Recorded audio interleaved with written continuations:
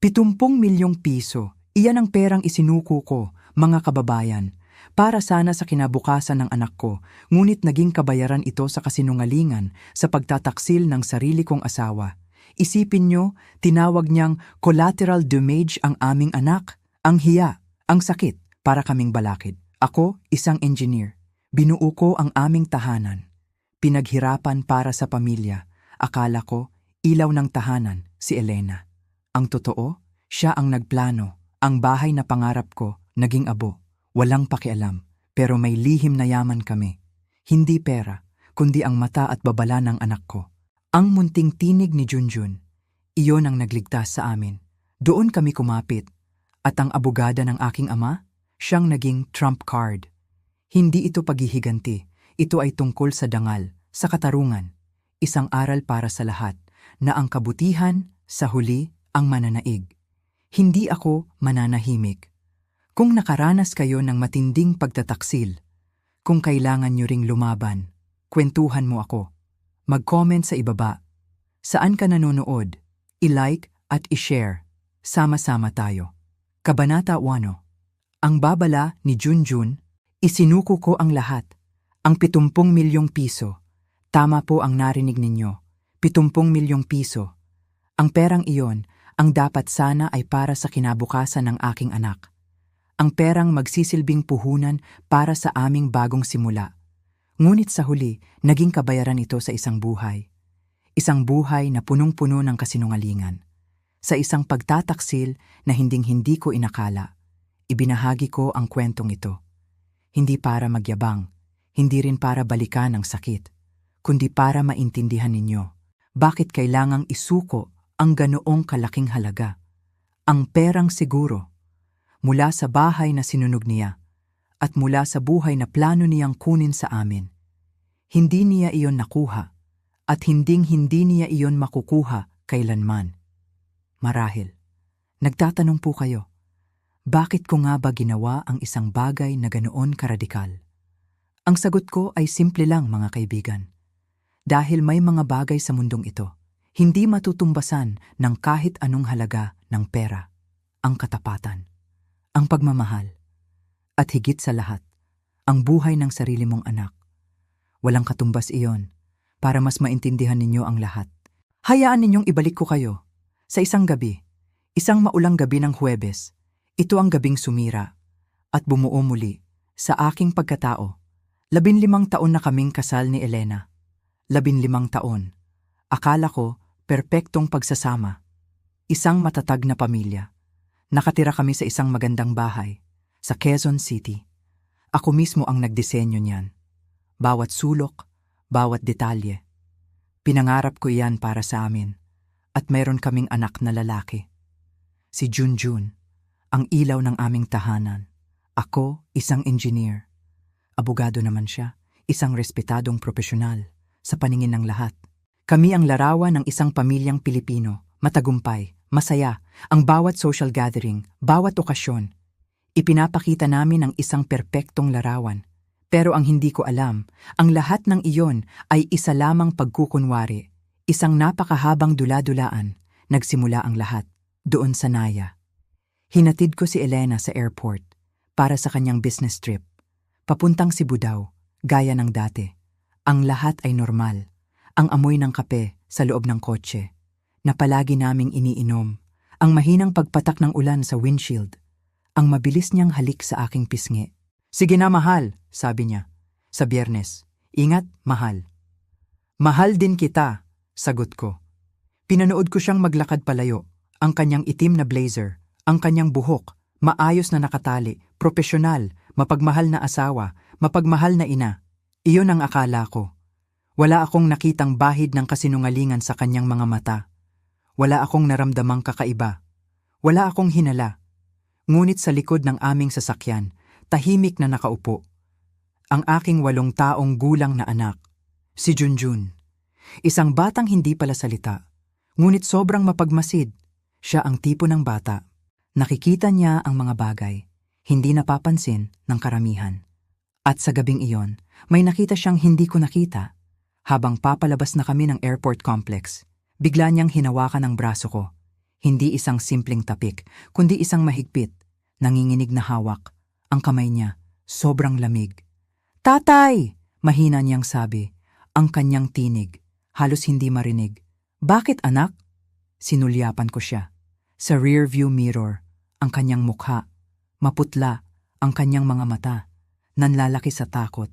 Hindi takot ng isang bata na ayaw pumasok sa eskwela, kundi isang uri ng takot na parang nakakita siya ng multo, isang tunay na takot. "Tatay, pakiusap po!" Nabasag ang kanyang boses. "Huwag po tayong umuwi, ngayong gabi." Ang unang pumasok sa isip ko, baka isa na naman ito sa mga pag-aalala niya. Alam niyo na ang mga bata, mayaman ang imahinasyon. Minsan may nakikita, minsan may naririnig, na wala naman talaga. Siguro may napanood lang sa TV, naisip ko. Baka may kwento lang sa eskwela. Pero may kakaiba sa kanya. Sa gabing iyon, ang panginginig ng kanyang kamay, hindi niya kayang pigilan. Ang pangingilid ng luha sa kanyang mga mata, pilit niyang pinipigilan. Pero hindi niya kaya. "Please, tatay," pagmamakaawa niya. "Kailangan niyo pong maniwala sa akin ngayon." Ang mga salitang iyon. Ngayon. Diyan ako natigilan dahil binalaan na niya ako dati. Tungkol sa mga tawag sa telepono ni Elena sa hating gabi. Tungkol sa mga taong hindi niya kilala. Nakikita niya malapit sa aming bahay. At sa lahat ng pagkakataong iyon, hindi ako naniwala. Sinabi kong guni-guni lang niya iyon. Isang masamang panaginip. Sinaway ko siya. Sabi ko, "Junjun, matulog ka na. Wala lang yan." Pero sa gabing yon iba. Nakita ko ang katotohanan sa kanyang mga mata. Isang purong takot. Isang takot na nagmumula sa isang bagay. Alam niyang mangyayari. Hindi katang-isip. Hindi imahinasyon. Ito ay tunay. Ginawa ko ang desisyon na nagligtas sa aming buhay. Pinili kong maniwala sa aking anak, ang aking 8 taong gulang na anak. At dahil sa desisyong iyon, nalaman ko ang katotohanan. Isang katotohanang mas masakit pa sa anumang pinsala. Nalaman ko na ang babaeng pinakasalan ko, ang ina ng aking anak, ay may planong sunugin kami ng buhay sa aming sariling tahanan. Lahat para sa 70 milyong piso, ang 20 milyong piso para sa bahay, ang 50 milyong piso para sa buhay, ang buong 70 milyong piso, ang pinakamasakit sa lahat. Kabanata 2. Sa gitna ng dilim.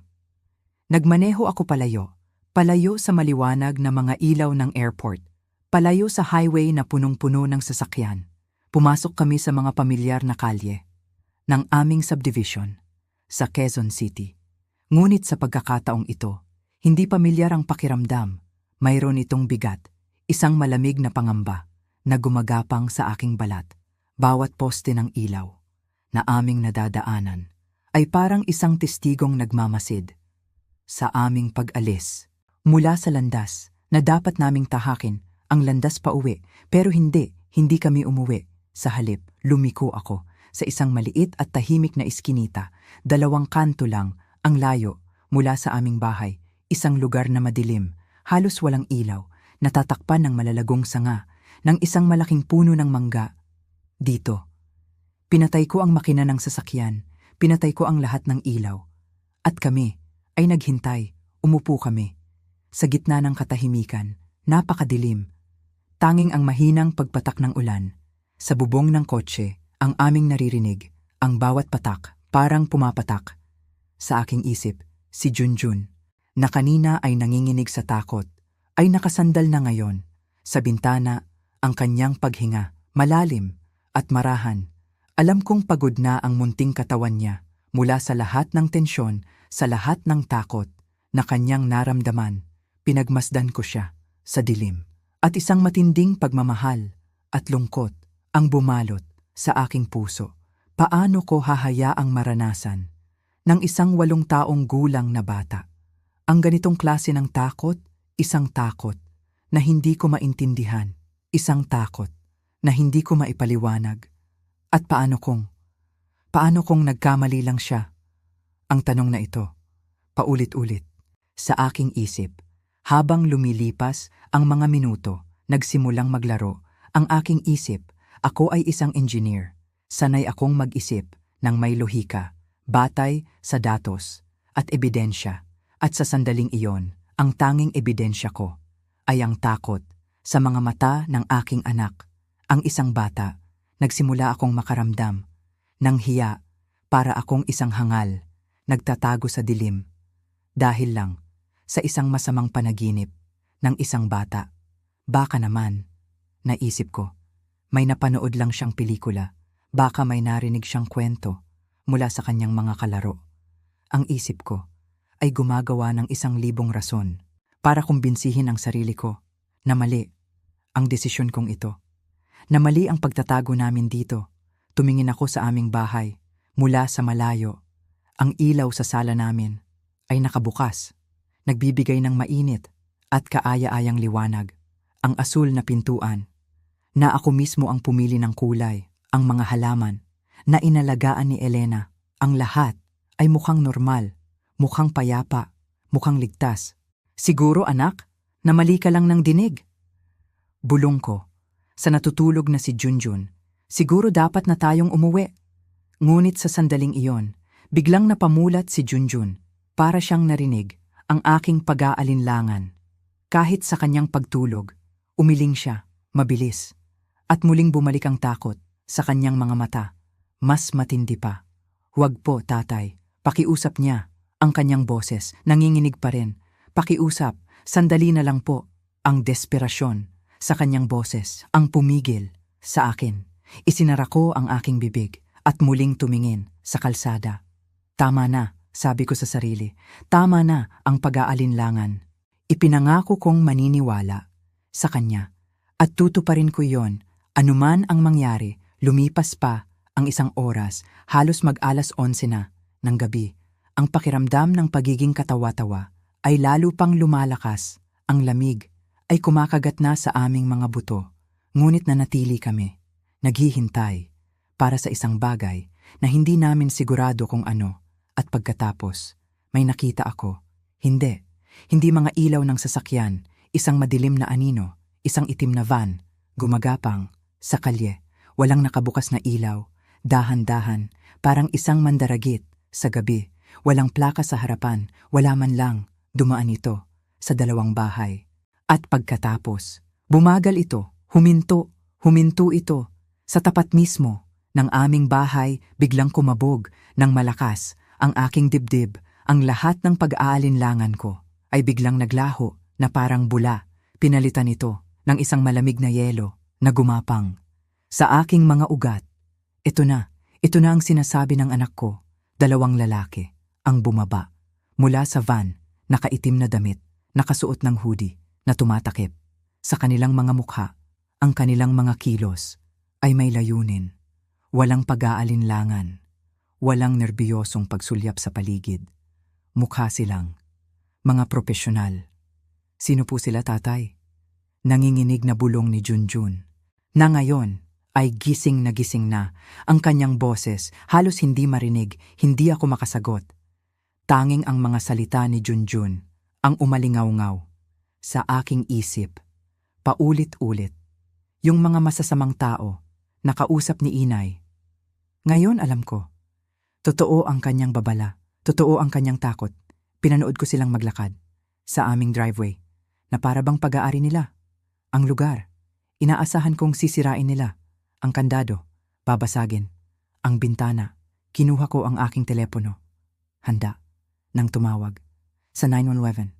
Ngunit hindi nila ginawa iyon. Hindi sila gumamit ng puwersa. Ang isa sa kanila ay may kinuha mula sa kanyang bulsa. Isang susi, ang aking susi, ang susi ng aming bahay. Isinuksok niya ito sa kandado. Narinig ko, kahit mula sa malayo, ang malambot na tunog ng pagbukas ng deadbolt. Narinig ko ang tunog ng isang tahanan na binubuksan. Hindi ng pamilya, kundi ng mga estranghero.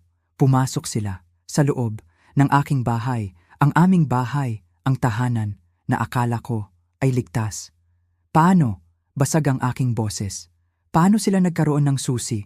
Tatlo lang ang susi ng bahay na yon. Ang isa ay nasa aking bulsa. Ang isa ay nasa poder ni Elena na dapat sana ay nasa Cebu. At ang pangatlo, ang spare key na nakatago sa isang lockbox. Sa loob ng kanyang home office, ang opisina na palagi niyang nilock, si Inay po ang nagbigay sa kanila. Bulong ni Junjun, ang kanyang mga salita ay parang isang punyal na tumusok sa aking puso. Ito ay mas masakit pa sa anumang sugat. Narinig ko po siya, sabi niya, iiwan niya daw po sa isang sobre. Ang aking asawa ay nagbigay ng susi ng aming tahanan sa mga estranghero, ang bahay kung saan natutulog ang aming anak. Kabanata 3, ang nagliliyab na katotohanan. Nakita ko silang maglakad sa aming driveway. Ang dalawang lalaking nakaitim para bang pag-aari nila ang lugar. Walang pag-aalinlangan, walang kaba. Ang kanilang mga hakbang may layunin. Iyon ang mga profesional, hindi ordinaryong magnanakaw. Inaasahan kong sisirain nila ang kandado. Babasagin ang bintana, kukuha ako ng telepono, handa na akong tumawag sa 911, ngunit hindi nila ginawa iyon. Hindi. Ang isa sa kanila ay may kinuha mula sa kanyang bulsa, isang susi. Hindi basta susi, ang aking susi. Ang susi ng aming tahanan. Isinuksok niya ito sa kandado. Narinig ko. Kahit mula sa malayo, ang malambot na tunog ng pagbukas ng deadbolt. Parang isang bulong, isang masamang balita. Pumasok sila sa loob ng aking bahay. Ang bahay na binuo ko, gamit ang aking pagod at pangarap, ang tahanan, kung saan kami nagtatawanan, nagmamahalan, ang bahay namin. Paano? Basag ang aking boses, halos hindi ko marinig ang sarili ko. Paano sila nagkaroon ng susi? Tatlo lang ang susi ng bahay na yon. Ang isa ay nasa aking bulsa. Ang isa, nasa poder ni Elena na dapat sana ay nasa Cebu. At ang pangatlo, ang spare key na nakatago sa isang lockbox sa loob ng kanyang home office, ang opisina na palagi niyang nilock laging. Si Inay po ang nagbigay sa kanila. Bulong ni Junjun, ang kanyang mga salita parang isang punyal na tumusok sa aking puso. Ito ay mas masakit pa sa anumang sugat. Narinig ko po siya, sabi niya, iiwan niya daw po sa isang sobre.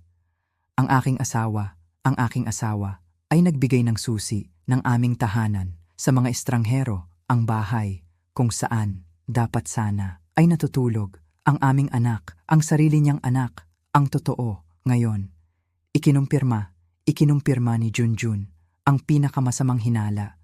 Nakita ko ang mga sinag ng flashlight, gumagala, sa loob ng mga bintana, sistematiko. Hindi basta naghahanap, kundi naghahanap ng tamang lugar. At pagkatapos, may naamoy ako. Isang matapang na amoy kemikal, matindi. Agad itong nakilala ng aking isip bilang isang engineer, accelerant. Isang bagay na gawa sa petrolyo tulad ng gasolina o thinner.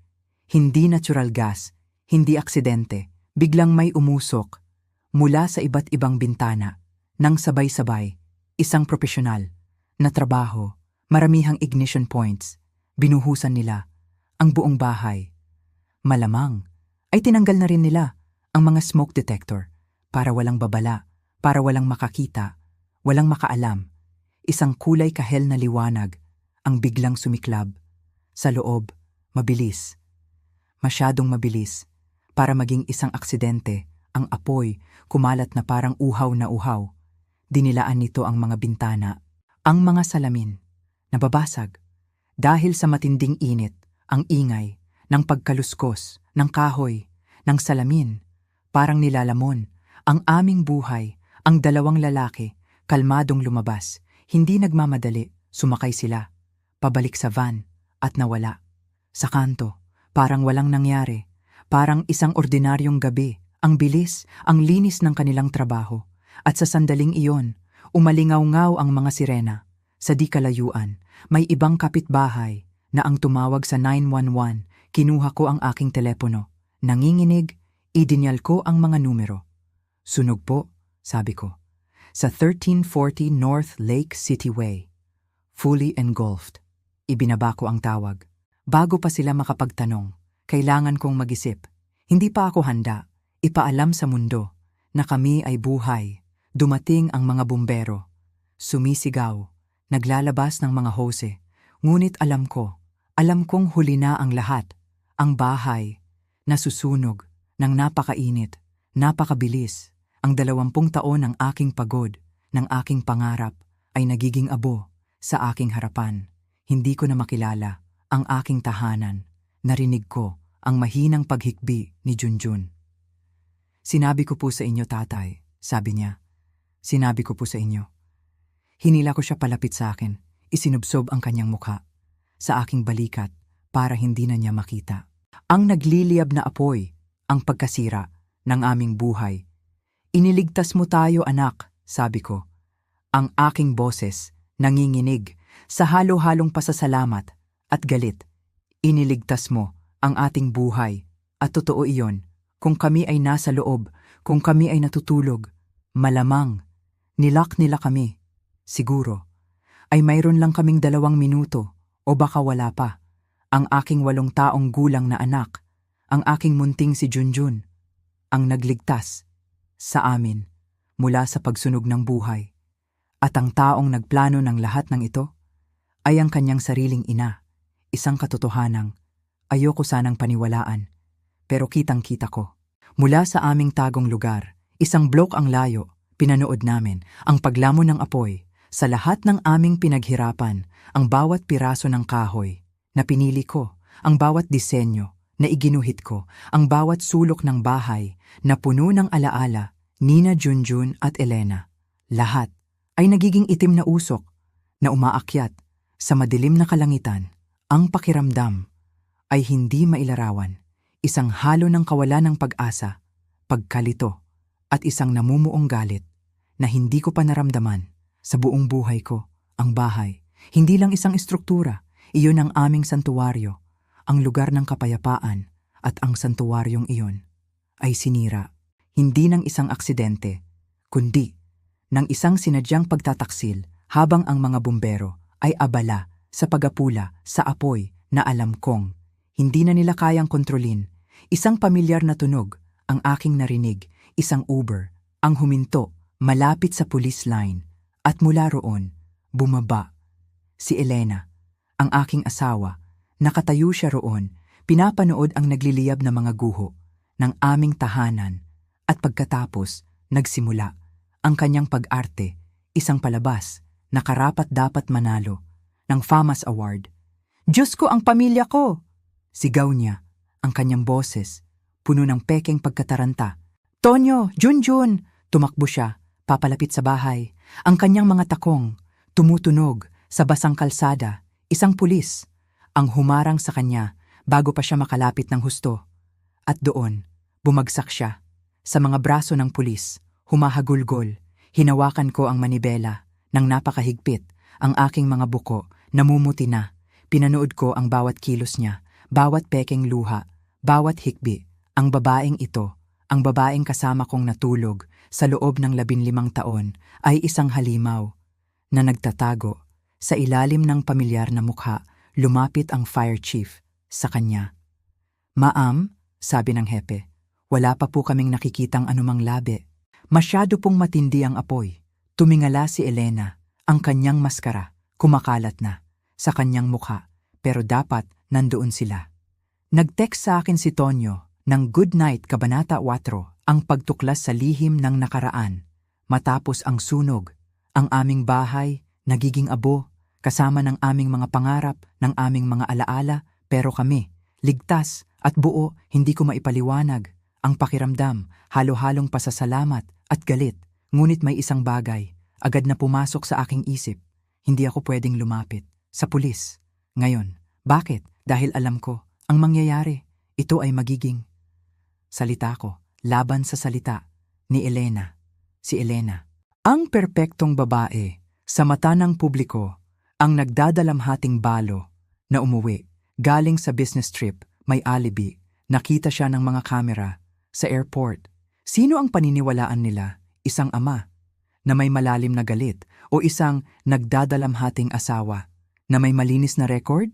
Nangingibabaw ang hiya, ang takot na baka hindi ako paniwalaan, ang takot na baka pagtawanan ako o baka Balewalain lang ang aming kwento, lalo na kung ang ebidensya ko ay ang babala ng isang 8 taong gulang na bata.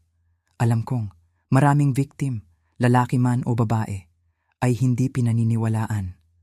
Kapag ang kalaban ay magaling, mag-arte, tahimik lang si Junjun, nakasandal sa akin, ang kanyang mga mata, malapad at puno pa rin ng takot. Hindi ko pa siya pwedeng ipaharap sa mga pulis. Sa ngayon, sobrang bata pa siya. Para dito, kailangan ko siyang protektahan, kaya nagpasya ako na huwag muna. Ngunit saan ako pupunta? Sino ang tutulong sa akin? Pakiramdam ko, nag-iisa ako sa mundong ito. At doon, sa gitna ng aking kawalan ng pag-asa, may isang alaala ang biglang sumagi sa aking isip, isang alaala ng aking ama. Si Papa Roberto, 5 taon na ang nakalipas sa huling mga araw ng aking ama dahil sa cancer. Mahina na siya, pero matatag. Ang kanyang boses, iniabot niya sa akin ang isang business card. Nanginginig ang kanyang kamay, pero seryoso ang kanyang tingin. Anak, sabi niya, hindi ako nagtitiwala sa asawa mo. Nagalit ako noon. Sobra. Paano niya nasasabi iyon? Tungkol kay Elena? Ang aking asawa? Ang ina ng kanyang apo? Papa, sabi ko, wag naman po kayong ganyan. Mahal ko po si Elena. Mabuting tao po siya. Ngunit hindi siya sumuko. Kung sakaling, patuloy niya, kailangan mo ng tulong na hindi kayang ibigay ng mga pulis. Tawagan mo ang babaeng ito. At ibinigay niya ang card ni Attorney Elena Reyes. Pinatago ko lang ang card na iyon sa aking pitaka. Hindi ko pinansin ang kanyang babala. Akala ko, guni-guni lang ng isang matanda na may sakit. Ngunit ngayon, ang mga salita ng aking ama umalingaw-ngaw sa aking isip na parang isang propesya. Tama siya, tama ang aking ama. Siya ay may pakiramdam na hindi ko nakita. Kinapa ko ang aking pitaka sa loob ng kotse, nanginginig ang aking mga kamay. Doon, sa isang lumang bulsa, nakita ko ang business card, Attorney Elena Reyes, attorney at law. 5 taon na ang lumipas, pero parang kahapon lang, 2:00 na. Nang madaling araw, idiniyal ko ang numero, nanginginig ang aking mga kamay. Inaasahan ko, voicemail, ang sasagot. Sino ba naman ang sasagot ng ganitong oras? Ngunit, sa ikatlong ring, may sumagot. This is Elena Reyes. Ang kanyang boses, kalmado, matatag, hindi ko inasahan. Miss Reyes, sabi ko. Ang aking boses, nanginginig pa rin, halos hindi ko makontrol. Ang aking ama po ay si Roberto Harmon. Ibinigay niya po sa akin ang numero ninyo. 5 taon na po ang nakalipas. Nagkaroon ng sandaling katahimikan sa kabilang linya. Pinipilit kong huminga. Ang puso ko kumakabog ng mabilis at pagkatapos ang kanyang boses kalmado pa rin at matatag. Alam ko kung bakit ka tumawag. Nagulat ako. Nagulat. Talaga. Po, hindi ko maintindihan.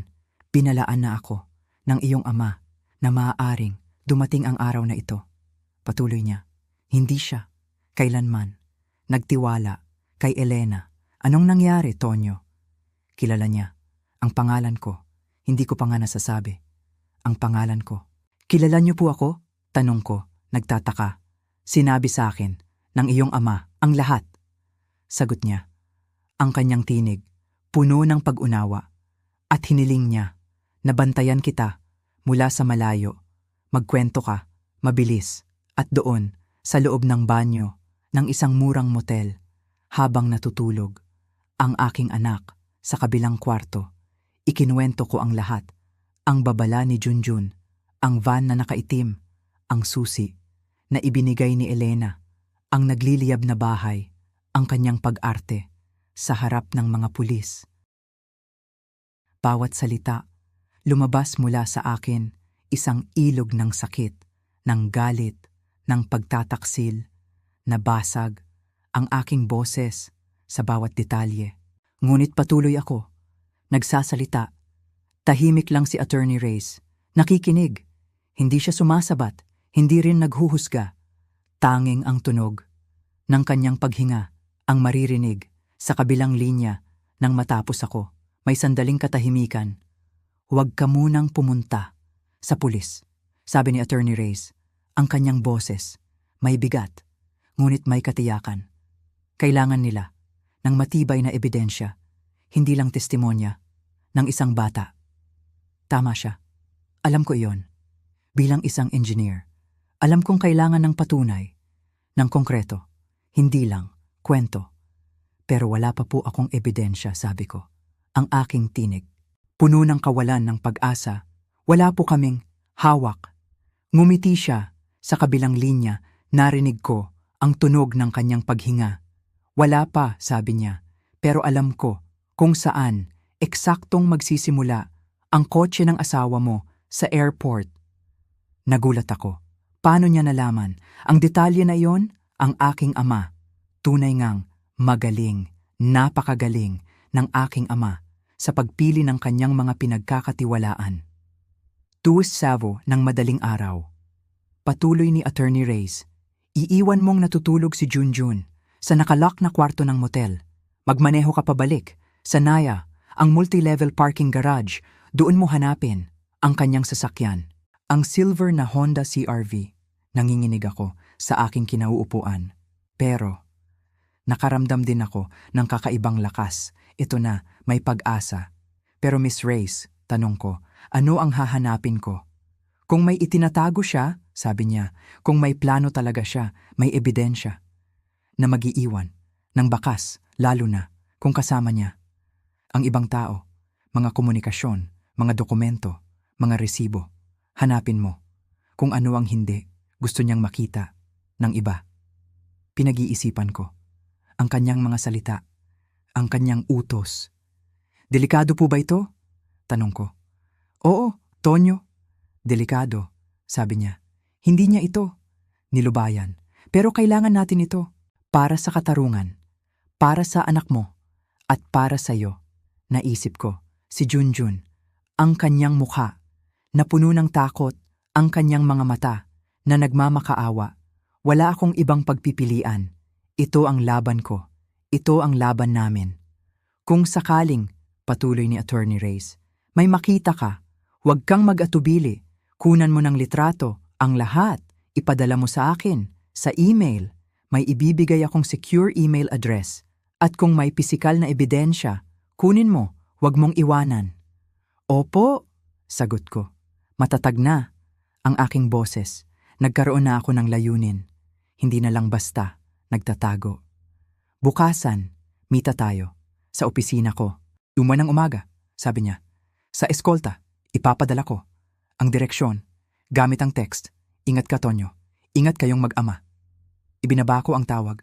Ang telepono ay nanatili sa aking kamay. Tinititigan ko ito, ang liwanag ng screen, sa dilim ng banyo. Nag-iisip ang aking ama. Palaging may kakaibang pananaw sa mga tao, sa mga sitwasyon. Kaya pala, hindi siya kailanman nagtiwala kay Elena. Akala ko, selos lang o pagdududa ng isang ama sa asawa ng anak niya. Pero hindi, tama siya.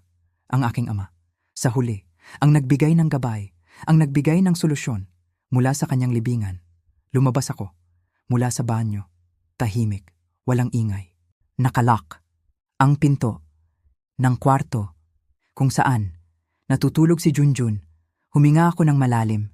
Pagmasdan ko siya sa kanyang mahimbing na tulog, ang kanyang munting katawan, nakabaluktot sa ilalim ng kumot, ang kanyang mukha, payapa. Hindi mo aakalain ang pinagdaanan niya. Ngayong gabi, 8 taong gulang, pero mas matapang pa sa akin. Salamat anak, bulong ko. Salamat sa iyo. Ikaw ang nagligtas sa atin. Kinuha ko ang susi ng aming kotse. Tiningnan ko muli. Si Junjun, ang aking puso, puno ng pagmamahal at determinasyon. Hindi ko hahayaang mawala ang kanyang kinabukasan. Hindi ko hahayaang baliwalain ang kanyang babala. Nagmaneho ako, pabalik sa Naya. Ang kalsada ay tahimik. Wala nang gaanong sasakyan. Ang mga ilaw sa highway, malabo. Sa mata ko, ang utak ko, umaandar. Bilang isang engineer, ngayon, hindi na ako basta isang asawa na naghahatid o isang ama na nagtatago. Ako ay isang lalaki, naghahanap ng katibayan sa planong pagpatay sa kanya, sa akin, sa aming buhay.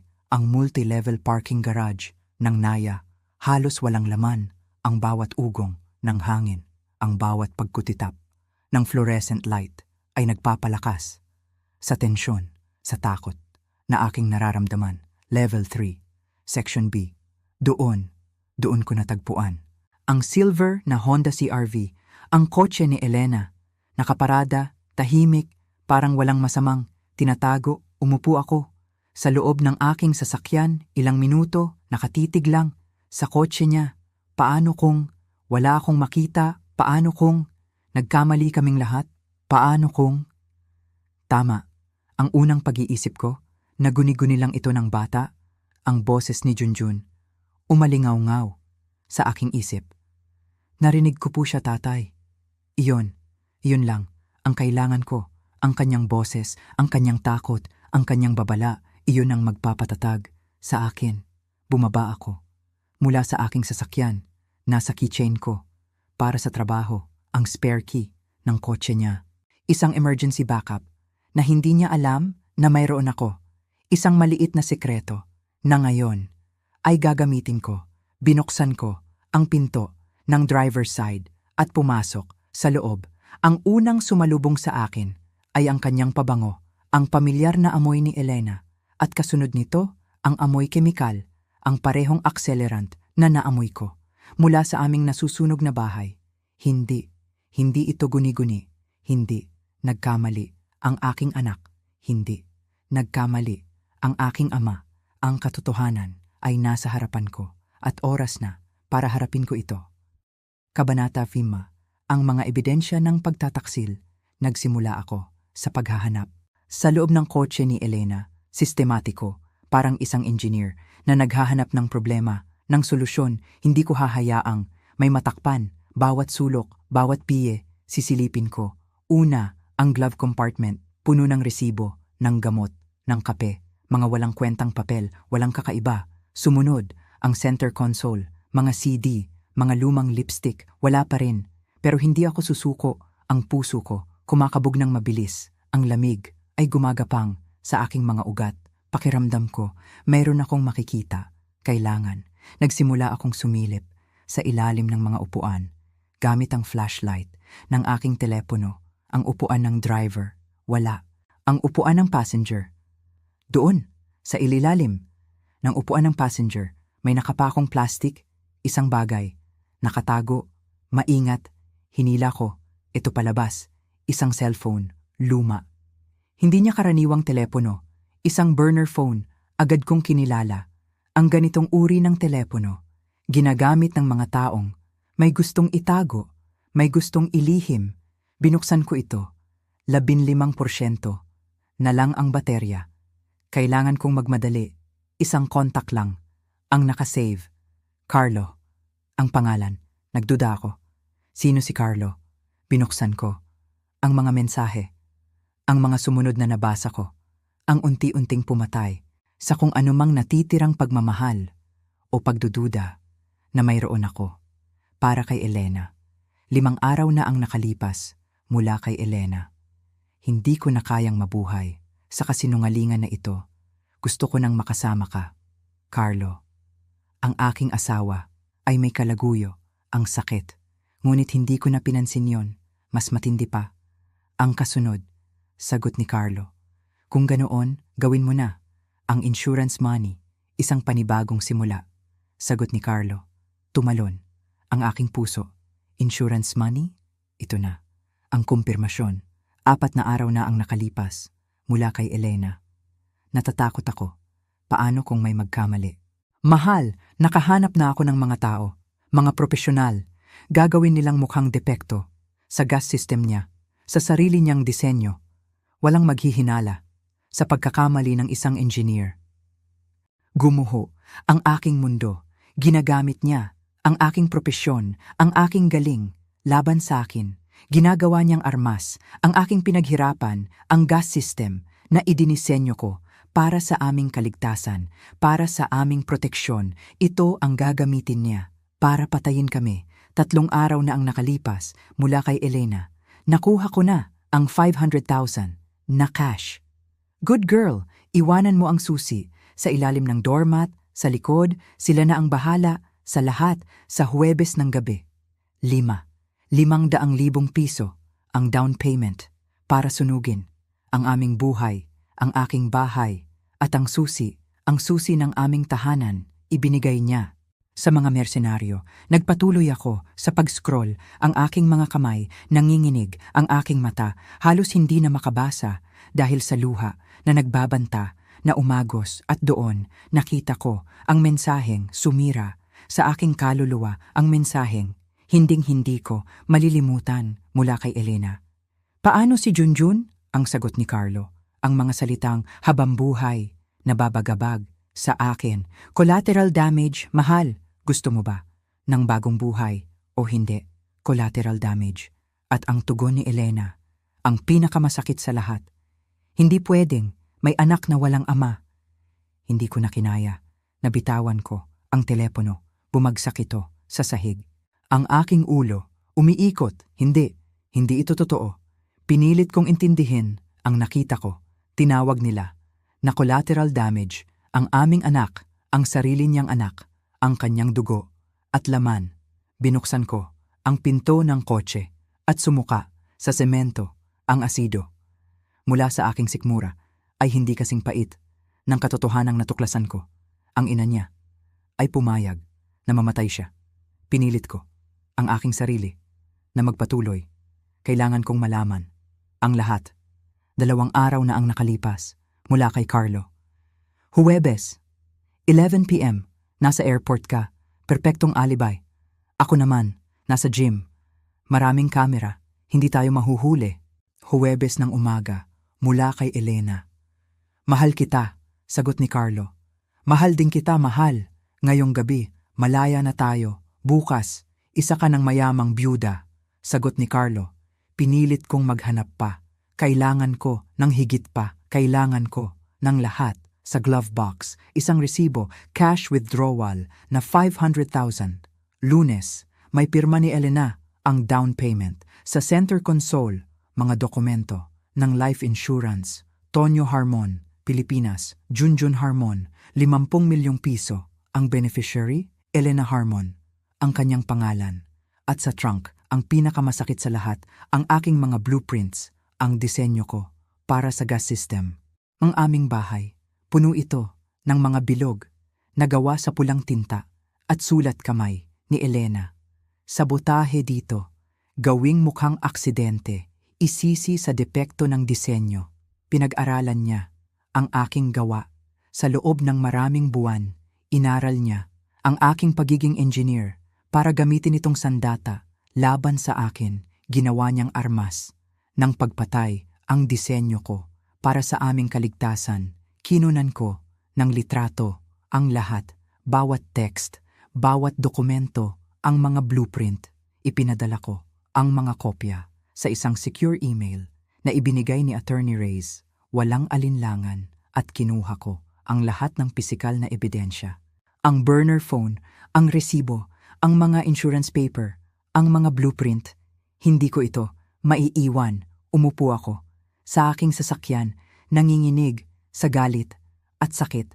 Dinisenyo ko ang sistemang iyon para iligtas kami. Ginamit niya ito para patayin kami. Hinayaan ko ang aking sarili na umiyak sa loob ng 5 minuto. Pagkatapos, tumigil ako. Sapat na. Engineer mode, mayroon na ako ng ebidensya. Ngayon, kailangan ko ng isang plano. Kailangan ko ng katarungan para sa anak ko, para sa amin. Sumisikat na ang araw sa Maynila. Habang nagmamaneho ako, pabalik sa motel, hawak ko ang mga text at dokumento na nagpapatunay ng kanilang sabwatan. Ngunit tama si Attorney Reyes, kailangan namin ng higit pa. Kailangan namin mapaamin siya. Kailangan naming marinig mula mismo sa kanyang bibig ang kasuklam-suklam na planong binuo niya at sa tulong ng batas, sisiguraduhin kong pagbabayaran niya ang lahat. Kabanata Aixam, ang bitag ng katotohanan. Bago pa man magising si Junjun, Noong Biyernes ng umaga, nakipagkita na ako kay Attorney Elena Reyes. Ang kanyang opisina ay nasa isang luma, ngunit marangal na gusali sa Escolta, Maynila, isang lugar na puno ng kasaysayan, ang mga pader, puno ng mga libro ng batas at mga sertipiko. Mga karangalan, ngunit ang mas nakaagaw ng aking pansin ay ang mga litrato ng mga ordinaryong tao na tinulungan niya, mga manggagawa, mga pamilya, mga taong tulad ko. Sa kabila ng kanyang reputasyon bilang isang matapang na abogada, mayroon siyang aura ng isang ina na handang makinig at umunawa. Inilatag ko ang lahat ng ebidensya sa kanyang malaking mesang gawa sa Nara, ang burner phone, ang mga litrato ng bawat text message, ang resibo ng cash withdrawal, ang mga dokumento ng insurance, at ang pinakamatindi sa lahat, ang aking mga blueprints na may mga marka ng kamay ni Elena, mga sulat kamay, kung paano, kung saan, sasabutahehin ang aking disenyo, ang plano niya, nakasulat sa sarili niyang dugo kung ituturing. Pinag-aralan ni Attorney Reyes ang bawat isa nang walang imik, ang kanyang mga mata, matatalas, sinusuri ang bawat detalye, ang kanyang mukha, seryoso, ngunit kalmado. Nang marating niya ang text message tungkol sa collateral damage, huminga siya ng malalim at napailing ang kanyang reaksyon. Nagbigay sa akin ng kaunting ginhawa, may nakaintindi, may nakakita ng kasamaan. Ito ay kasuklam-suklam, Tonyo, sabi niya sa mahinang boses, ngunit may bigat ng bakal. Ito ay napakatibay na ebidensya. Sapat na po ba ito? Tanong ko, ang aking boses puno ng pag-asa. Para po ba ito sa kaso? Umiling siya. Malakas ito. Napakalakas. Ngunit, pero heto ang problema, paliwanag niya, habang itinuturo ang burner phone. Ang isang magaling na abogado ng depensa ay sasabihin, ninakaw ang teleponong iyan, itinanim lang sa kotse, pekeng mga text, sasabihin nilang, hindi si Elena ang sumulat ng mga ito. Biglang nanikip ang aking dibdib, ang lahat ng aking pinaghirapan sa madaling araw ay tila mawawalan ng saysay. Kung ganoon, hindi pa rin ito sapat. Sapat ito para magsimula ng isang investigasyon, sabi niya. Ngunit, para masigurado ang hustisya, kailangan natin ng isang bagay na hindi nila kayang itanggi. Kailangan natin ang kanyang boses, kailangan nating marinig mula mismo sa kanyang bibig ang pag-amin niya. Ngumiti siya ng may bahid ng determinasyon. At dahil sa pag-aakala niyang, patay ka na, iyan mismo ang magiging susi para mapaamin natin siya. Isang oras ang lumipas, pumasok sa kanyang opisina ang isang lalaking nasa edad 50. Malakas ang kanyang tindig. Siya si Detective Thomas Cruz. Meron siyang tindig ng isang taong nakakita na ng lahat ng uri ng kasamaan sa mundo. Ngunit, hindi pa rin nawawalan ng paninindigan. Sinuri niya ang lahat ng ebidensya na may ekspresyong kalmado ngunit seryoso ang kanyang mga mata, matatalim din tulad ni Attorney Reyes. 30 taon na ako sa serbisyo, sabi ni Detective Cruz sa mahinang boses habang tinititigan ang mga litrato ng text. Marami na akong nakitang masasamang bagay, pero ang umupa ng tao para sunugin ang sarili mong anak, iba ito. Ito ay purong kasamaan. Tumingin siya sa akin, ang kanyang mga mata. Direktang nakatingin, puno ng simpatya, ng pag-unawa, ngunit may lambing ng isang ama. Tutulungan niyo po ba kami? Tanong ko. Halos pabulong.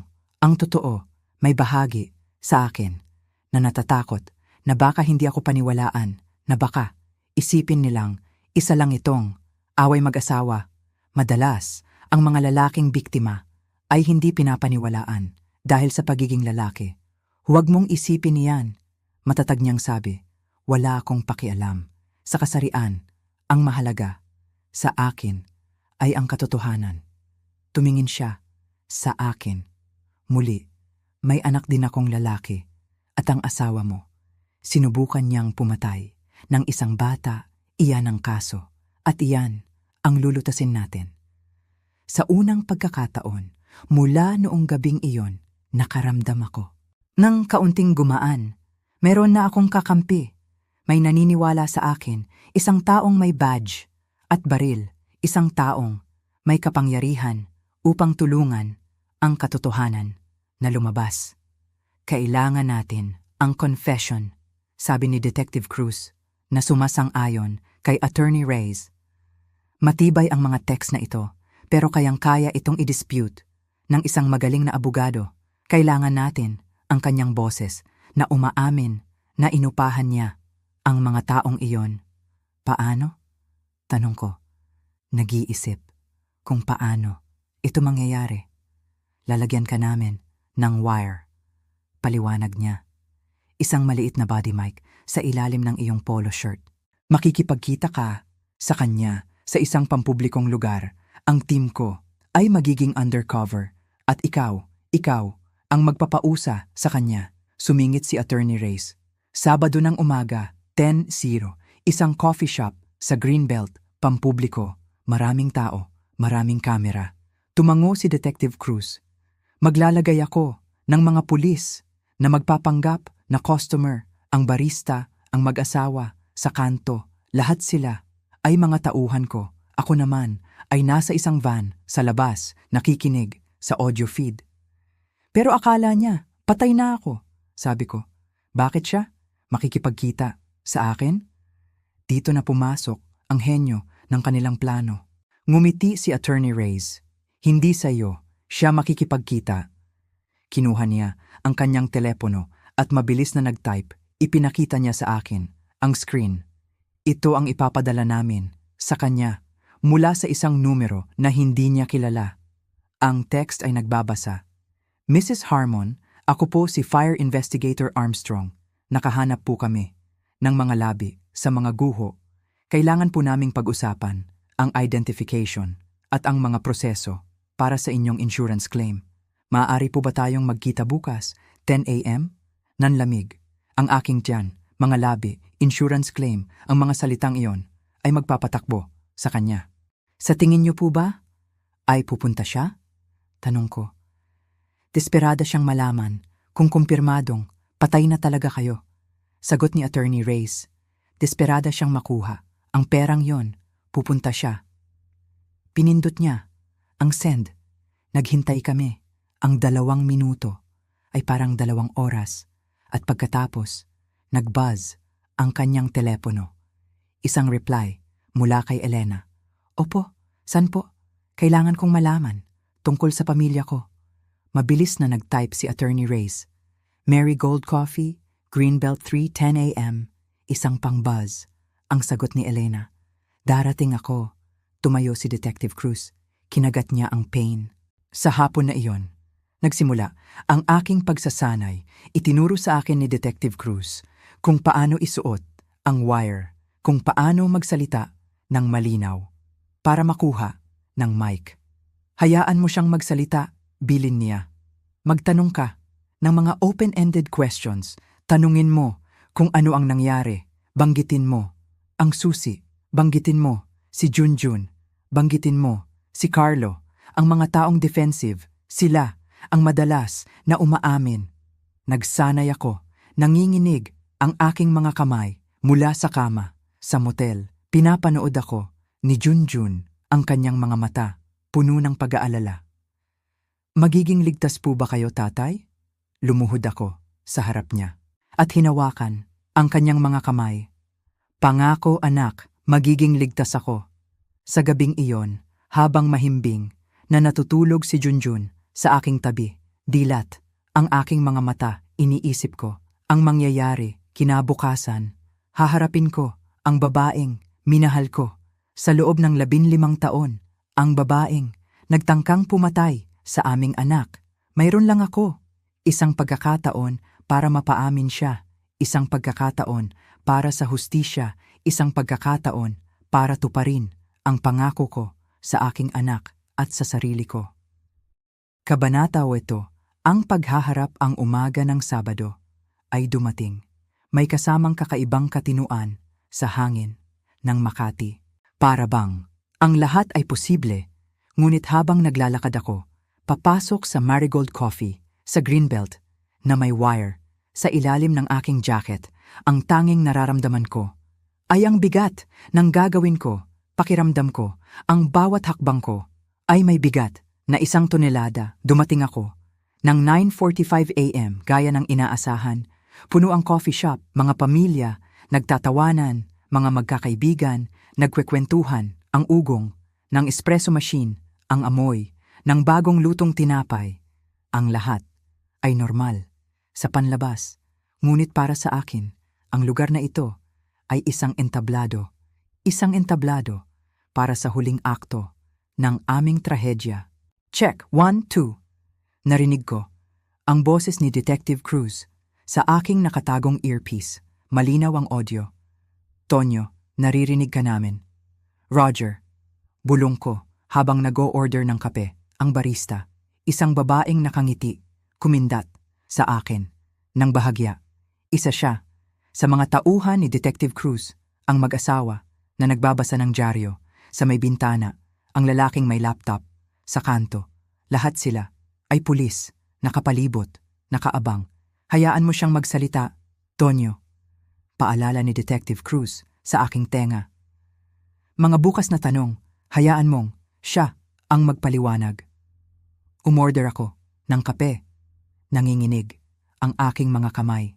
Pilit kong pinapakalma ang sarili ko. Umupo ako sa lamesang malapit sa bintana. Ang lamesang tinukoy ni Detective Cruz, 10:00 na. Nang umaga, ang bawat segundo ay parang isang paghampas ng martilyo sa aking dibdib. Ang kaba ay hindi maipaliwanag. Ito ay laban para sa katotohanan. Huminga ka, Tonyo, sabi ni Detective Cruz sa aking tenga. Kaya mo yan. At pagpatak ng 10 a.m., bumukas ang pinto. Pumasok si Elena. Nakasuot siya ng isang simpleng itim na bestida. Minimal na makeup, nakatali. Ang buhok, ang kanyang itsura, ay ang itsura ng isang nagluluksa, kagalang-galang na byuda. Iniskan niya ang buong coffee shop, hinahanap ang kanyang inaasahang Fire Investigator Armstrong. At pagkatapos, nakita niya ako, pinanood ko ang pagbabago sa kanyang mukha. Una, pagkilala, ang kanyang mga mata, lumaki. Pagkatapos, pagkalito, ang kanyang noo, kunot. At pagkatapos, isang matinding gulat na humigop. Sa lahat ng dugo, mula sa kanyang mukha, nanlamig. Siya bigla, natigilan siya sa pinto. May isang taong nakabangga sa kanya mula sa likod. Ngunit, hindi man lang siya gumalaw. Wala siyang pakialam. Tonyo, halos hindi marinig ang kanyang bulong, ang kanyang tinig, nabasag dahil sa gulat. Hi, Elena, sabi ko. Sinisikap kong panatilihing kalmado ang aking boses, ngunit sa loob ko, nagwawala. Nagulat ka bang makita ako? Naglakad siya, papalapit sa akin, na parang isang zombie. Ang kanyang mga paa, mabigat, umupo siya. Sa upuang nasa harapan ko, inabot niya ang aking mga kamay. Nanginginig, umilag ako. Ayoko siyang hawakan. Ang sunog, basag, ang kanyang boses. Sabi nila, wala daw labi. Walang labi, dahil wala kami. Doon, sagot ko. Tinititigan siya. Nang diretso. Sa mata. Walang kislap. Ng pagmamahal. Wala. Wala kayo sa bahay? Ang kanyang mga tanong. Mabilis. Desperadong sinusubukang buuin ang kwento. Sa kanyang isip. Nasaan kayo? Binalaan ako ni Junjun.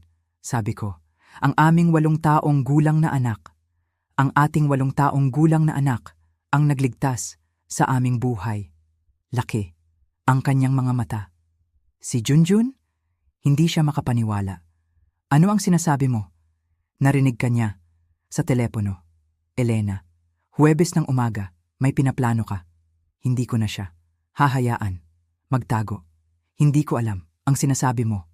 Mabilis niyang tanggi. Nagpapanggap pa rin. Nakita namin sila, Elena, 2 lalaki, at mayroon silang susi ng ating bahay.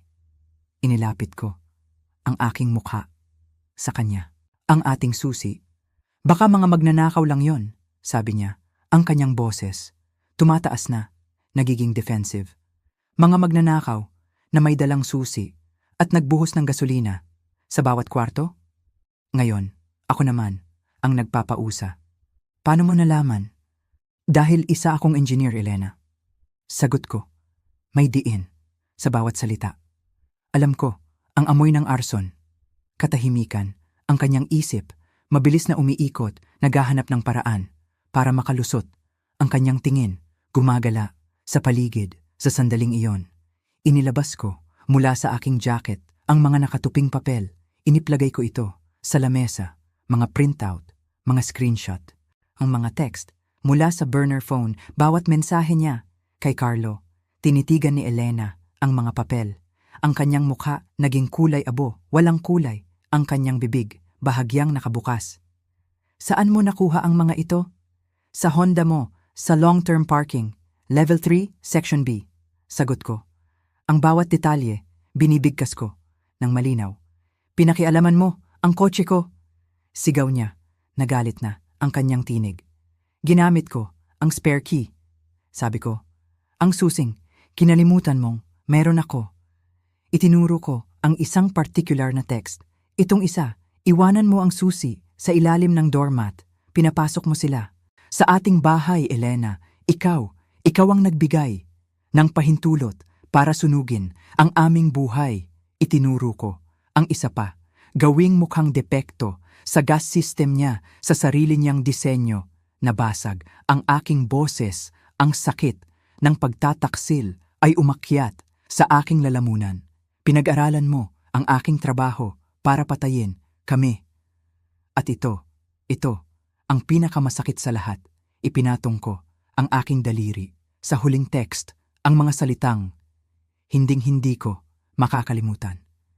Paano si Junjun? Collateral damage? Tumingala ako. Sa kanya, ang aking mga mata, nangingilid, nasa luha, ang galit ay hindi na makontrol. Tinawag mong collateral damage, ang ating anak Elena, ang sarili mong anak. Tinitigan niya ang mga papel, walang salita, walang pagtanggi, ang kanyang mukha, blangko, at pagkatapos tumingin siya sa akin at ang kanyang mga mata, nagbago, ang takot ay nawala, ang pagkukunwari ay naglaho. Pinalitan ito ng isang bagay na malamig, walang emosyon at nakakatakot. Sa loob ng isang mahabang sandali, tinitigan lang niya ang mga text at pagkatapos tumawa siya, isang tawa na mapait, malamig at walang bahid ng saya. Nang tumingala siya, ang babaeng pinakasalan ko ay wala na. Ang nakaupo sa harapan ko ay isang estranghero na suot ang kanyang mukha at ang estrangherong iyon ay malapit nang sabihin sa akin ang buong nakakakilabot na katotohanan, ang katotohanang ayoko sanang marinig. Kabanata 8. Ang pag-amin at pag-aresto ang tawa ni Elena. Umalingaw-ngaw sa buong coffee shop. Naging dahilan para mapalingon ang ilang tao. Huminto ito. Ngunit ang bakas ng isang mapait na ngiti ay nanatili. Sa kanyang mga labi, inilapit niya ang kanyang mukha sa akin at sa kanyang mga mata. Sa unang pagkakataon, nakita ko ang isang bagay na hindi ko pa nakita dati, ang ganap na katapatan, isang katotohanang nakakapanindig balahib. Mas matalino ka pala kaysa sa inaakala ko, Tonyo, sabi niya. Ang kanyang boses, kalmado na ngayon na mas lalong nakakakilabot. Bakit, Elena? Basag ang aking boses, pilit kong inuunawa. Sabihin mo lang sa akin, bakit? Tumingin siya sa paligid ng coffee shop para bang sinusuri ang kanyang mga manunood, ang kanyang mga biktima ng atensyon. Pagkatapos ay muli siyang lumingon sa akin. Ang kanyang boses, mas mahina na ngayon, puno ng lason. Dahil sa loob ng 15 taon, pakiramdam ko ay nasasakal ako, dahan-dahang namamatay sa perpektong buhay na binuo mo. Hindi ako makapagsalita. Ang mga salita niya, parang mga bato na bumabagsak sa akin. Pinakasalan kita dahil 28 taong gulang na ako noon. Pagpapatuloy niya. At desperada, ang biological clock ko, sumisigaw. Lahat ng mga kaibigan ko may mga anak na. Ikaw, ligtas ka, matatag. Sobrang boring, pero ligtas. Narinig ko ang pait sa kanyang tinig. Akala ko ang pagkakaroon ng anak ay magpapasaya sa akin. Muli siyang tumawa ng mapait. 15 taon ng IVF, taon ng mga karayom, mga procedure at mga kabiguan. Gumastos tayo ng milyon-milyon para sa isang bata na hindi ko naman pala talaga gusto. Naramdaman kong nasusuka ako. Si Junjun, ang aming anak. Si Junjun ay isang obligasyon, sabi niya. Ang kanyang boses, kasing lamig ng yelo. Isang magastos at nakakaubos ng oras na obligasyon. Gumanap ako bilang isang ina. Pero sa loob, wala. Wala akong naramdaman. At ikaw, Diyos ko Tonyo, wala ka naman. Palagi. Palaging nasa trabaho. Palaging may dinidisensyo. Pinakasalan mo ang iyong karera. Ako, nakatira lang sa bahay na binili mo. Kailan mo ba? Ako huling tiningnan? Bilang ako? Hindi bilang ang iyong asawa, ang ina ng iyong anak. Hindi ako makasagot dahil may katotohanan sa sinabi niya. Naging abala ko, sobra, ngunit ginawa ko yon para sa kanila, para sa pamilya namin. Akala ko, ginagawa ko ang tama. Pakiramdam ko, invisible ako, sabi niya. At pagkatapos, nakilala ko si Carlo, 6 na buwan na ang nakalipas. Sa gym, biglang nagliwanag ang kanyang mga mata. Sa sandaling, binanggit niya ang pangalan ni Carlo. Nakita niya ako, tunay niya akong nakita, pinaramdam niya sa akin. Nabuhay ako sa unang pagkakataon sa loob ng 15 taon. Kaya nagpasya kayong patayin kami? Nanginginig kong tanong, hindi ako makapaniwala sa aking naririnig. May mga utang si Carlo, sa sugal, malalaki. Sabi niya, na parang nag-uusap lang kami tungkol sa listahan ng bibilhin sa palengke. Kailangan namin ng pera, ang life insurance, ang bahay, 70 milyong piso. Lahat, pwede na kaming magsimula ulit sa Palawan. Bagong pangalan, Malaya. Itinuro niya ang mga papel sa lamesa. Ideya ni Carlo yon noong una. Pero ginusto ko rin ang gas system mo. Perpektong kabalintunaan. Pinag-aralan ko ang mga blueprint mo. Sa loob ng maraming buwan, Tonyo, inaral ko kung saan eksaktong maglalagay ng sabotahe para magmukhang pagkakamali mo. Si Carlo ang nakahanap ng mga profesional. 500,000 piso. Kinuyom ko ang aking mga kamao, ang aking mga buko, namumuti. At ang ating anak? Hindi ko mapigilan. Ang tanong, nagkibit-balikat siya. Walang pakialam, walang emosyon. Totoo, nagkibit-balikat siya, na parang wala lang. Ano ang tungkol sa kanya? 8 taong gulang siya, Elena. 8. Nasa loob siya ng bahay. Sabi niya, hindi iyon sinasadya. Collateral damage, iyan ang tawag mo sa kanya. Ang aking boses, umuugong sa sakit at galit. Iyan ang isinulat ni Carlo. Pag-amin niya, si Carlo ang nagsulat niyan. Ngunit, pero oo, tama naman. Hindi ko siya iiwan. Isang paalala mo, isang pabigat, isang mabilis na kamatayan habang natutulog ay mas mabuti kaysa sa maraming taon ng therapy at sama ng loob. Tumingin siya sa akin. Ang kanyang mga mata, walang anumang bahid ng pagsisisi. Sa totoo lang, Tonyo, naging maawain pa nga ako. Sa sandaling iyon, may pumutok sa loob ko.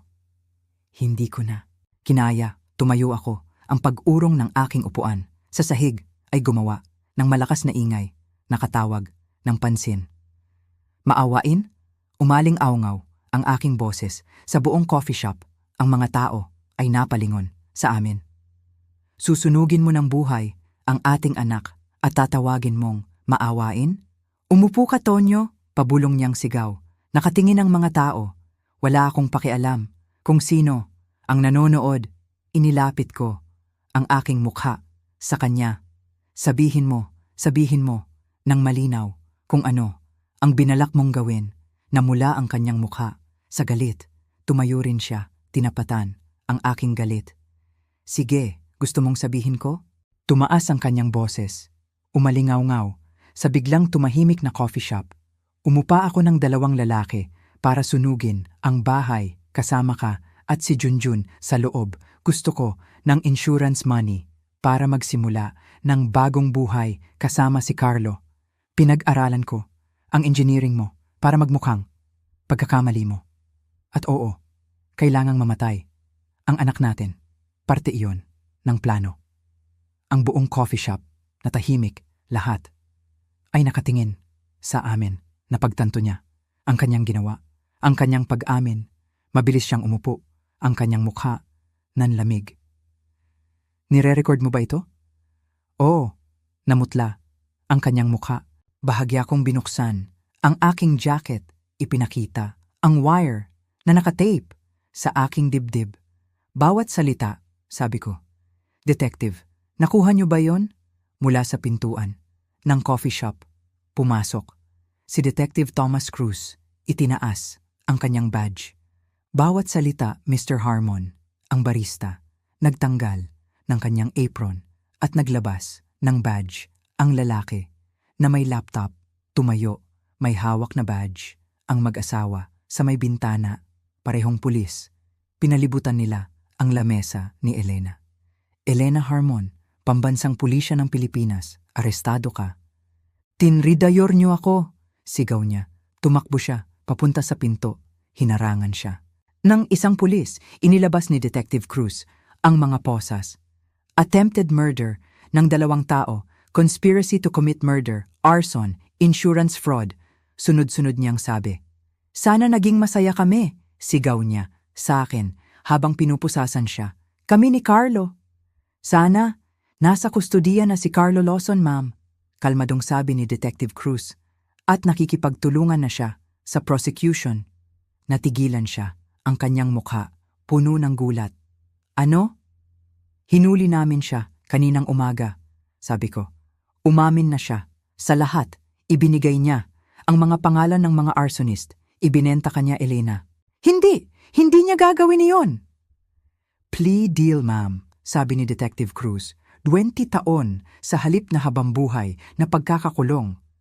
Habang inilalabas nila siya mula sa coffee shop, lumingon siya sa akin. Sa huling pagkakataon, inaasahan ko ang galit, pagsisisi o takot. Ngunit ang nakita ko sa kanyang mga mata ay isang bagay na mas nakakagimbal. Ginhawa, nakaramdam siya ng ginhawa na tapos na ang lahat. Ginhawa na hindi na niya kailangang magpanggap pa. Kinamumuhian kita, mahina niyang sabi. Kinamumuhian kita, Tonyo. Alam ko, sagot ko. Noon pa man, hindi ko lang nakita. Kabanata 9, ang hatol. Habang inilalabas si Elena ng mga pulis mula sa coffee shop, ang mga tao sa paligid ay nakatingin. Ang kanilang mga mukha puno ng pagkabigla at pag-usisa. Ang eksena ay parang isang teleserye, ngunit para sa akin, ito ang katotohanan. Ito ang mapait na katapusan ng 15 taon ng kasinungalingan. Sa huling sulyap niya, sa akin, wala na. Ang ginhawa, ang nakita ko, ay purong pagkamuhi. Isang pagkamuhi na napakatindi, na parang gusto niyang tunawin ako sa kanyang mga titig. At sa sandaling iyon, alam kong wala nang natira sa babaeng minsan kong minahal. Wala na. Ang paglilitis ay tumagal ng 4 na linggo. 4 na linggo ng pagbabalik tanaw sa bawat masakit na detalye, bawat salita, bawat ebidensya parang muling binubuhay. Ang bangungot, binuo ng prosekusyon sa tulong ni Attorney Reyes, ang isang hindi matitinag na kaso hindi madali. Ang bawat araw, ngunit matatag kami. Si Detective Cruz, ang unang tumestigo, ipinakita niya ang wire, ipinaliwanag ang operasyon at pagkatapos ipinarinig nila sa buong korte ang recording, ang boses ni Elena, malakas at malinaw na malinaw, umalingaw-ngaw sa loob ng silid hukuman. Umupa ako ng 2 lalaki para sunugin.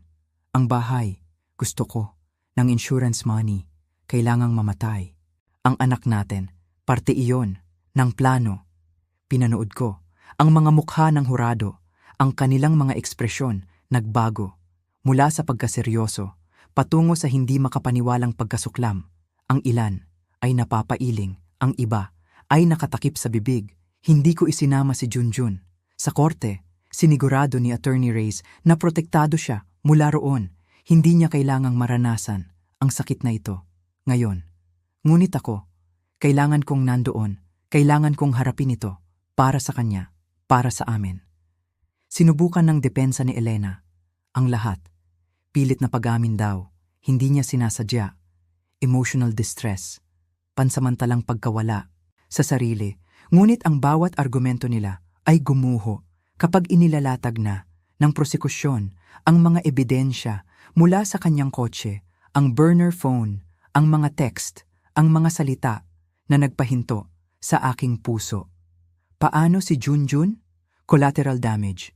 Ang mga salitang iyon, paulit-ulit na binanggit sa korte, bawat isa ay parang isang suntok sa aking sikmura, ang aking mga blueprints na may sulat kamay niya. Sabotahe dito ang mga bank record ng 500,000 pisong 500,000 cash withdrawal, isang linggo. Bago ang sunog, lahat ay nagpapatunay sa kanyang kasamaan. Pagkatapos, tumestigo si Carlo. Si Carlo, ang kanyang kalaguyo, ang partner in crime, kapalit ng mas magaan na sentensya, 20 taon, sa halip na habambuhay. Ikinanta niya ang lahat. Itinuro niya si Elena bilang utak ng lahat.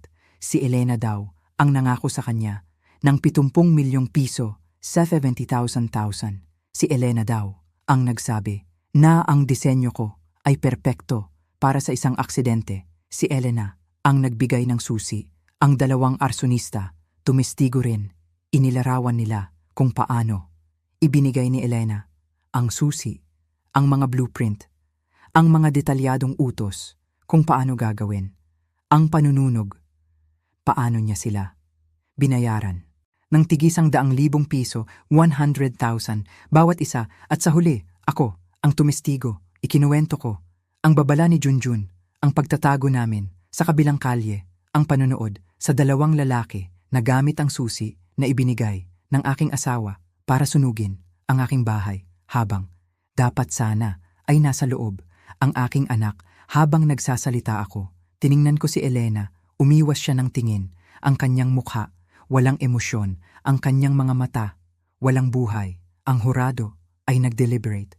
Sa loob ng 6 na oras lamang, isang napakabilis na desisyon, ang hatol, guilty, sa lahat ng kaso, attempted murder, conspiracy to commit murder, arson, insurance fraud. Ang sentensya, 25 taon, 25 years, hanggang habambuhay na pagkakakulong, walang posibilidad ng parol. Nang marinig ko ang hatol, wala akong naramdaman, walang saya, walang pakiramdam ng tagumpay, tanging isang malawak na kawalan, isang malaking butas sa aking pagkatao. Tapos na ang legal na laban, ngunit ang sakit nagsisimula pa lang. Sa labas ng korte, hinawakan ni Junjun ang aking kamay. 9 na taong gulang na siya noon. Mas matangkad, mas tahimik, ngunit ang kanyang mga mata, mas matalim at mas malalim. Tatay, tanong niya, ang kanyang boses, malambing, uuwi pa po ba si inay? Umiling ako. Hindi na anak, hindi na, sa napakahabang panahon. Tumango siya, ang kanyang munting ulo. Pagkatapos, sa isang napakahinang boses, sabi niya, mabuti po. Ang isang salitang iyon, ang salitang mabuti. Mula sa aking anak, ang siyang tuluyang bumasag sa kung anumang natitira sa aking puso. Doon, ako nagsimulang umiyak. Ang pagkamit ng hustisya sa korte ay isang bagay. Ang paghilom ng mga sugat sa puso at isipan ay ibang-iba. Kabanata siya mula sa abo tungo sa paghilom sa labas ng korte. Pagkatapos ng hatol, hinawakan ni Junjun ang aking kamay. 9 na taong gulang na siya noon. Mas matangkad, kumpara sa dati. Mas tahimik din, ngunit ang kanyang mga mata, mas matalim at mas malalim. Tatay, tanong niya, ang kanyang boses, malambing, pero may bahid. ng lungkot. Uuwi pa po ba si inay? Umiling ako. Dahan-dahan ang aking lalamunan. Nanikip ang totoo, sobrang sakit ang isipin na hindi na. Hindi na, anak, hindi na. Sa napakahabang panahon, tumango siya, ang kanyang munting ulo, nakayuko. At pagkatapos, sa isang napakahinang boses, sabi niya, "Mabuti po." Ang isang salitang iyon, ang salitang mabuti, mula sa aking anak, ang siyang tuluyang bumasag sa kung anumang natitira sa aking puso. Doon, ako nagsimulang umiyak. Ang pagkamit ng hustisya sa korte ay isang bagay. Ang paghilom ng mga sugat sa puso at isipan ay ibang-iba. Niyakap ko siya ng mahigpit. Pilit kong inilalabas ang lahat ng sakit. 6 na buwan pagkatapos ng paglilitis, sinimulan naming buuin muli ang aming buhay mula sa mga abo, dahan-dahan, bawat araw, isang hakbang. Naging pinal na. Ang aming diborsyo, ibinigay sa akin ng korte ang buong kustodya kay Junjun. Tinanggalan si Elena ng lahat ng karapatan bilang magulang. Ang pagtangkang pagpatay sa sarili mong anak ay may ganoong kabigat na parusa. Ibinenta ko ang lote sa Quezon City, ang lugar kung saan nakatayo ang aming bahay, ang aming mga pangarap. Hindi ko kayang magtayo muli roon. Masyadong maraming multo, masyadong maraming masasamang alaala. Bawat sulok ng lupa, may sakit, may lungkot. Hindi ko kayang kalimutan. Bumili kami ng isang mas maliit na bahay sa Alabang, isang palapag lang. Simple, walang gas system. Lahat, de kuryente, mas ligtas, mas payapa. Si Junjun, ang tumulong sa aking pumili. Kailangan niya ang pakiramdam na may kontrol siya sa aming kaligtasan. Bawat pintuan, bawat bintana, tinitingnan niya bago matulog. Dumating din ang bayad mula sa insurance company para sa bahay at mga ari-arian. Dugot pawis ko iyon, ang perang iyon. Ngunit ngayon, pakiramdam ko ay pera itong may bahid ng dugo. Hindi ko kayang gamitin para sa sarili ko. Inilagay ko ang lahat ng iyon sa isang trust fund para sa kinabukasan ni Junjun, ang kanyang edukasyon, ang kanyang mga pangarap. Iyon ang importante. Nag-donate din ako ng 5 milyong piso, 5,000 sa isang foundation para sa mga batang biktima ng trauma, para matulungan ang mga batang tulad ni Junjun na nasaktan at nangailangan ng paghilom. Nag-alok sa akin ang kumpanya ko ng extended leave. Hindi na ako bumalik. Hindi ko na kaya. Ang bawat blueprint na nakikita ko ay nagpapaalala sa akin kung paano ginamit ni Elena ang aking trabaho laban sa amin. Tinanggap ko ang isang posisyon bilang isang professor sa isang universidad. Nagtuturo ako ng engineering safety. Tinuturuan ko ang mga estudyante kung paano nagkakaroon ng depekto ang mga sistema at kung bakit kailangan ng mga engineer na isaalang-alang ang posibilidad ng malisyosong paggamit. Ang tingin sa akin ng mga estudyante ko ay intense. Hindi lang nila alam kung bakit, kung ano ang dahilan. Si Junjun naman ay nagsimula ng grade 4. Alam ng kanyang mga guro ang nangyari. Sa isang pinasimpleng version, binabantayan nila siya. Ang mga bangungot ay unti-unti nang dumadalang. Dati, gabi-gabi iyon, gigising si Junjun na sumisigaw, na amoy daw niya ang usok na wala naman. Doon, nag-therapy kami 2 beses sa isang linggo. Para sa kanya, 1 beses. Para sa akin, ang aming therapist, si Dr. Beatrice Santos, ay isang espesyalista sa childhood trauma. Ayon sa kanya, si Junjun ay nagpapakita ng mga klasikong sintomas ng PTSD, hypervigilance, palaging alerto, trust issues, hirap magtiwala, at takot na maiwan. Iniligtas niya ang buhay mo, Tonyo, sabi sa akin ni Dr. Santos isang araw. Ngunit kasabay nito, nawala rin ang kanyang pagkabata sa sandaling napagtanto niya na ang sarili niyang ina ay may kakayahang ipapapatay siya. Ang aking sariling therapy naman ay nakatuon sa survivor's guilt at pagtitiwala. Bakit ako nakaligtas? Paano ko hindi nakita ang mga senyales at ang pinakamahirap? Sa lahat, paano ka muling magtitiwala? Hindi pa ako nakikipag-date. Hindi ko maisip, paano ka muling magtitiwala matapos ang taong nangakong mamahalin ka ay umupa ng mga tao para patayin ang anak mo. Minsan, nagtatanong si Junjun, "Tatay, bakit po? Gustong mamatay tayo ni inay?" Wala akong magandang sagot. Ayon kay Dr. Santos, kailangan niya ng tapat na sagot na angkop sa kanyang edad. "Minsan anak," sabi ko, "may mga taong naliligaw sa kanilang sarili. Gumagawa sila ng mga napakasamang desisyon. Hindi iyon kasalanan mo o kasalanan ko, kasalanan niya iyon." Palagi siyang tumatango pero nakikita ko pa rin sa kanyang mga mata ang parehong tanong na tinatanong ko sa aking sarili gabi-gabi. Paano mo tatanggapin na ang taong nagluwal sa iyo sa mundo ay kinalkula ang iyong kamatayan bilang isang katanggap-tanggap na collateral damage? Kami ay naghihilom, dahan-dahan. Ngunit, iba na kami. Ngayon, si Junjun, hindi basta-basta nagtitiwala. Ako rin, kinuha ng apoy ang aming bahay. Ngunit ang pagtataksil ni Elena ay may kinuha na mas malalim, ang aming kawalang malay, ang paniniwala na ang mga taong minamahal natin ay hindi tayo sasaktan.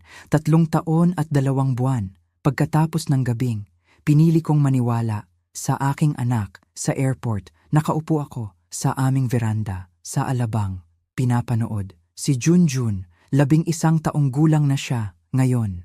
Naglalaro ng basketball kasama ang kanyang matalik na kaibigan, si Connor. Ang tunog ng kanyang tawa, iyon na ang lahat. Para sa akin, huminga ako ng malalim, humihigop ng kape mula sa mug na regalo niya sa akin noong Pasko. Nakasulat dito, "World's Best Dad." Sa kanyang hindi pa perpektong sulat kamay. Ito ang trophy ko. Ito ang medalya ko. "Tatay, pahingi pong tubig." Sigaw niya. Iniabot ko sa kanya ang bote. Umupo siya sa tabi ko. Isasama po kami ng tatay ni Connor sa panonood ng PBA sa Sabado. Pwede po ba akong sumama? "Oo naman anak, mag-text ka lang pagdating niyo doon. At bago kayo umuwi." Napakamot siya sa ulo. "Tatay, 11 na po ako. Hindi na oat." Ngumiti ako. "At ako naman, ang tatay mo, na muntik, nang mawalan. Sa'yo, pagbigyan mo na ako." Niyakap niya ako. Nang mabilis, ang mga bangungot niya ay dumadalaw. Na lang, minsan, sa 1 buwan, ang therapy. Buwanan na lang din, gabi-gabi. Tinitingnan pa rin niya ang mga lock ng pinto. Siguro ay palagi na niyang gagawin yon. Ngunit, hindi na ito dahil sa panic. Naging routine na lang. Meron na siyang mga kaibigan, naglalaro ng basketball, at pangarap niyang maging isang civil engineer para magtayo ng mga tulay. "Tatay," sabi niya minsan, "mga bagay na nagdudugtong sa mga tao, hindi mga bahay." Naiintindihan ko ang ibig niyang sabihin. Umuwi na si Connor. Umupo ulit si Junjun sa tabi ko. "Tatay, pwede po magtanong?" "Palagi anak, palagi. Naisip niyo pa po ba si inay?" Natigilan ako. Araw-araw, nakita ko ang gulat sa kanyang mga mata. "Oo anak, araw-araw, pero hindi na sa paraan na tulad ng dati." "Galit po ba kayo sa kanya?" Huminga ako ng malalim. "Hindi na. Galit ako sa ginawa niya. Pero ang galit, nakakaubos ng enerhiya. Mas gugustuhin kong gastusin ang enerhiya ko sa'yo, sa pagtuturo, sa pamumuhay." Nakatanggap po ako ng sulat mula sa kanya noong 1 linggo galing sa kulungan.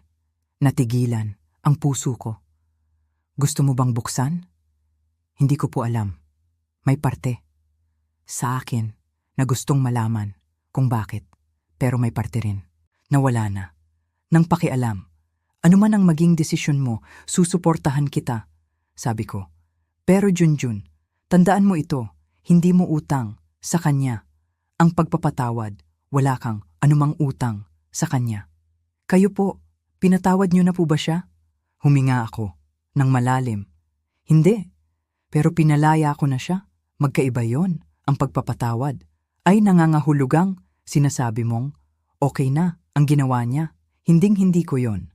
Sasabihin, ang pagpapalaya sa kanya ay nangangahulugang hindi ko na binubuhat ang bigat ng mga desisyon niya. Iyon, kaya kong gawin. So, ang pagpapalaya ay para sa akin, hindi para sa kanya. Tanong niya, eksakto, matalino ka anak. Pumasok si Junjun. Sa loob, naiwan akong mag-isa. Ang bumabagabag sa akin ay hindi na ang apoy, hindi ang dalawang lalaki na nakaitim, hindi ang paglilitis o ang pag-amin. Ang bumabagabag sa akin ay ang kaalaman na sa loob ng 15 taon kasama ko sa buhay ang isang tao na ang tingin sa amin ay mga hadlang, mga problemang kailangang alisin. Kailanman ay hindi ko na malalaman kung kailan siya nagbago o kung nagbago ba talaga siya o kung minahal niya ba talaga ako. Bawat alaala ay kaduda-duda na ngayon. Ang saya ba niya sa aming kasal ay totoo o binibilang niya na? Ang aking sahod? Ang lungkot ba niya sa aming paghihirap sa IVF ay totoo o sama ng loob? Minahal niya ba ang aming anak o palagi na siyang collateral damage sa kanyang mga mata? Iyan ang mga multo.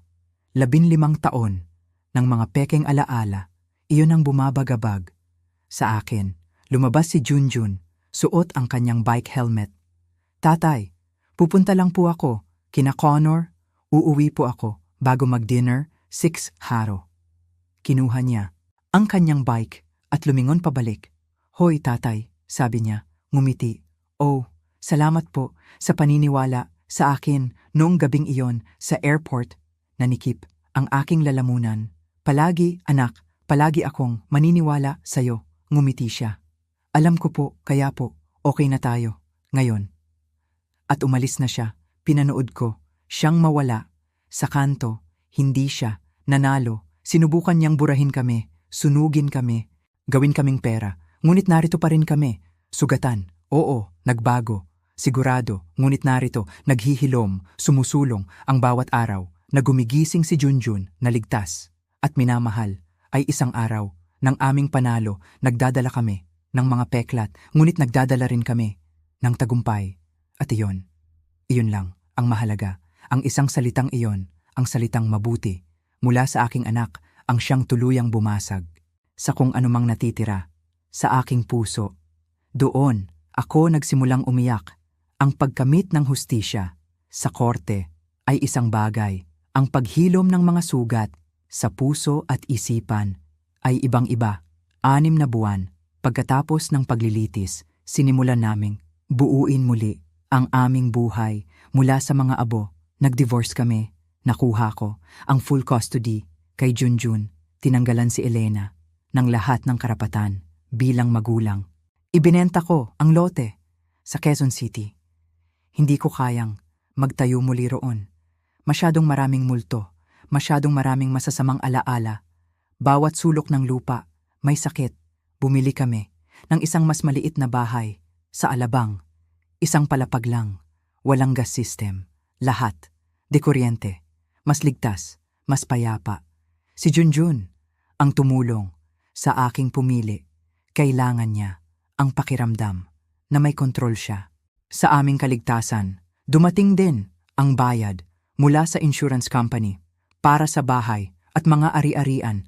Dugot pawis ko iyon, ngunit ngayon, pakiramdam ko ay pera itong may bahid ng dugo. Inilagay ko ang lahat ng iyon sa isang trust fund para sa kinabukasan ni Junjun. Nag-donate din ako ng 5 milyong piso, 5,000 sa isang foundation para sa mga batang biktima ng trauma. Hindi na ako bumalik sa dati kong trabaho. Ang bawat blueprint na nakikita ko ay nagpapaalala sa akin kung paano ginamit ni Elena ang aking trabaho laban sa amin. Tinanggap ko ang isang posisyon bilang isang professor ng engineering safety, nagtuturo tungkol sa mga depekto sa sistema, at sa malisyosong paggamit ng disenyo. Si Junjun naman, nagsimula. Sa grade 4, ang mga bangungot niya, unti-unti, nang dumadalang. Nag-therapy kami, 2 beses, sa 1 linggo, para sa kanya, 1 beses, para sa akin. Ang hypervigilance niya, ang kanyang pagiging alerto, naging routine na lang. Hindi na panic, minsan. Nagtatanong si Junjun, "Tatay, bakit po? Gustong mamatay tayo ni inay?" Wala akong. Magandang sagot, sabi ko sa kanya. Hindi mo utang sa kanya ang pagpapatawad. Wala kang anumang utang sa kanya. Kayo po, pinatawad niyo na po ba siya? Tanong niya. Hindi, sabi ko, pero pinalaya ko na siya. Magkaiba yon. Ang pagpapatawad ay nangangahulugang okay na ang ginawa niya. Hinding-hindi ko iyon. Sasabihin, ang pagpapalaya sa kanya ay nangangahulugang hindi ko na binubuhat ang bigat ng mga desisyon niya. Iyon, kaya kong gawin para sa akin. Iyon ang bumabagabag sa akin. Ay hindi na ang apoy, hindi. Ang paglilitis, ang bumabagabag sa akin ay ang kaalaman na sa loob ng 15 taon, ang isang taong kasama ko, ang tingin sa amin ay mga hadlang. Kailanman ay hindi ko na malalaman kung minahal niya ba talaga ako. Bawat alaala, kaduda-duda na ngayon, lumabas si Junjun, suot ang kanyang bike helmet. Tatay, pupunta lang po ako, kina Connor.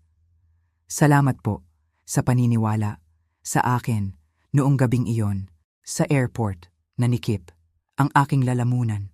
Palagi, anak, palagi akong maniniwala sa'yo. Alam ko po, kaya po, okay na tayo. Ngayon, at umalis na siya. Pinanood ko, siyang mawala sa kanto. Hindi siya nanalo. Sinubukan niyang burahin kami. Gawin kaming pera. Ngunit narito pa rin kami. Sugatan. Oo, nagbago. Sigurado. Ngunit narito, naghihilom, sumusulong ang bawat araw na gumigising si Junjun na ligtas. At minamahal ay isang araw. Nang aming panalo, nagdadala kami ng mga peklat. Ngunit nagdadala rin kami ng tagumpay, at iyon lang ang mahalaga.